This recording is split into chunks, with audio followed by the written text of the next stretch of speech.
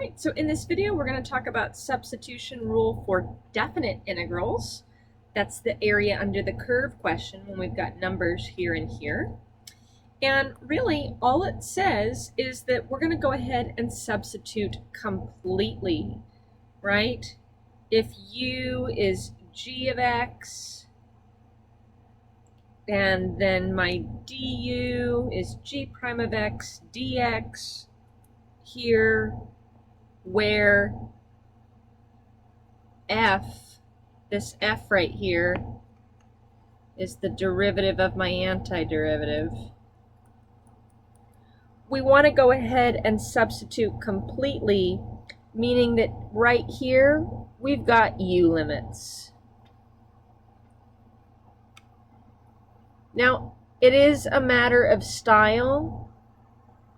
If you choose to leave these as x limits and you go ahead and do this integral, don't forget that those numbers are x's. You need to back substitute and replace x with x. But when we're first getting our bearings here, I think it's really nice to make our substitutions completely, meaning my integrand is in terms of u is the variable I'm integrating with respect to, and my limits are all in terms of u. That's the way I'm going to model it. Okay, so example 3.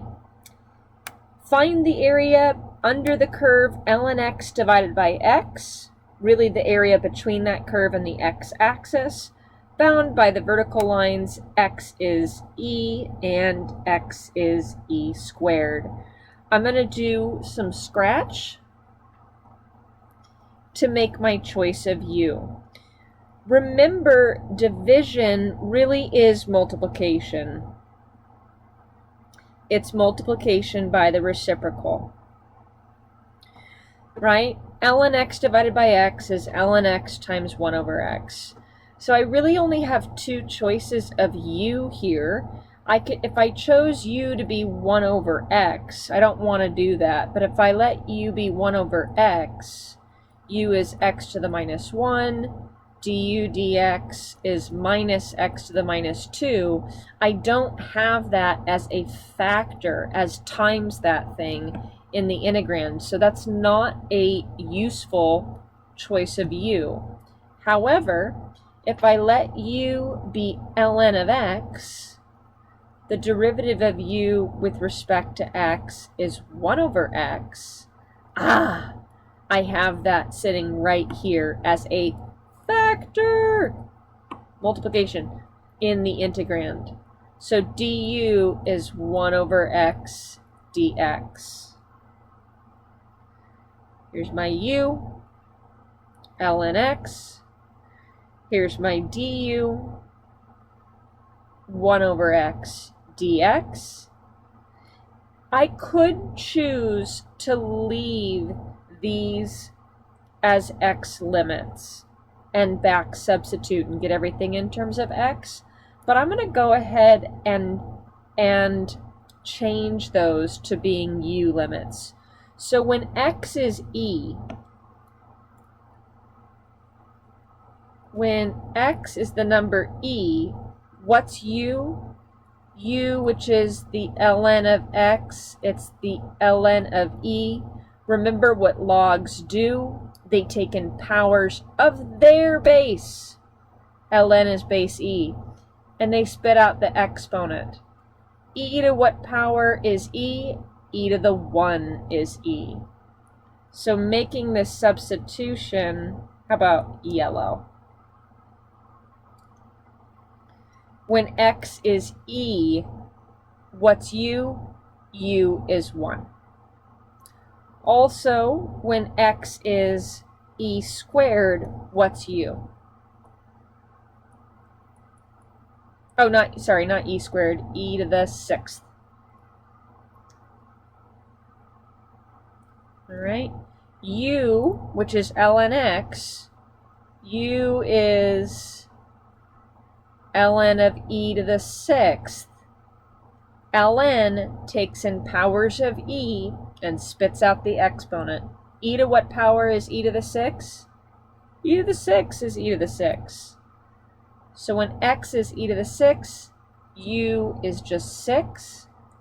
So now we're ready to make a complete substitution and get this all in terms of u. Okay. So here we have it, the integral from yellow to orange.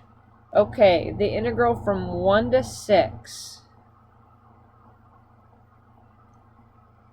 of green times pink. Okay, u times du, right? Ln x is u, 1 over x dx is du. Look how delightfully simple this ended up being.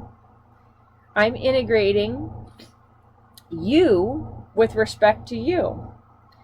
Power rule in reverse, adding 1 to that exponent. Maybe we've got tons of space. Maybe I rewrite it without color. Adding 1 to this exponent, we got u squared, dividing by the new exponent, 2. And now fundamental theorem of calculus, we're going to evaluate this at these endpoints. And these are now u limits. We're going from u being 1 to u being 6. Order matters. In subtraction, I'm plugging in the 6 first, minus plugging in the 1 next. We've got u squared, we've got 6 squared all over 2. Minus plugging in 1, we got 1 squared all over 2.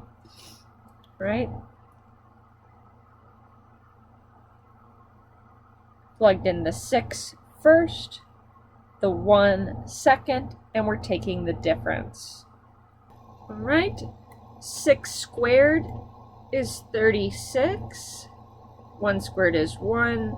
36 halves minus 1 half is 35 halves, and we are done. What argument have we made here when we've made this substitution? I'm going to pull up a graphic. Right? So what's happening here? We have been asked to find the area under the curve, ln x divided by x, as x goes from the number e to e to the 6th, from about 2.7 to about 403.